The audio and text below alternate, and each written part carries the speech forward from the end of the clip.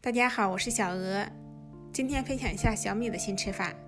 ：200克小米，50克红枣，提前浸泡1小时，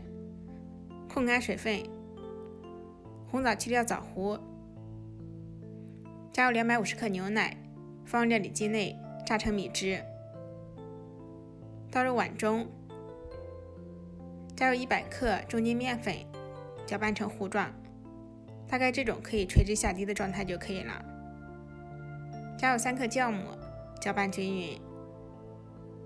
盖上保鲜膜，放温暖处发酵至1.5倍大，上面有很多气孔时就好了。搅拌排气，取小碗，里面刷上一层油，也可以用平底盘，放入米糊，8分满就可以了。如果用平底盘，就要放少一点点，不要太厚了。整理一下形状，上面摆上枸杞或者葡萄干，点缀一下。再2次醒发15分钟左右，冷水上锅，大火蒸20分钟，再关火焖5分钟。简单又好吃的小米红枣糕就做好了，喜欢的朋友赶紧试试吧。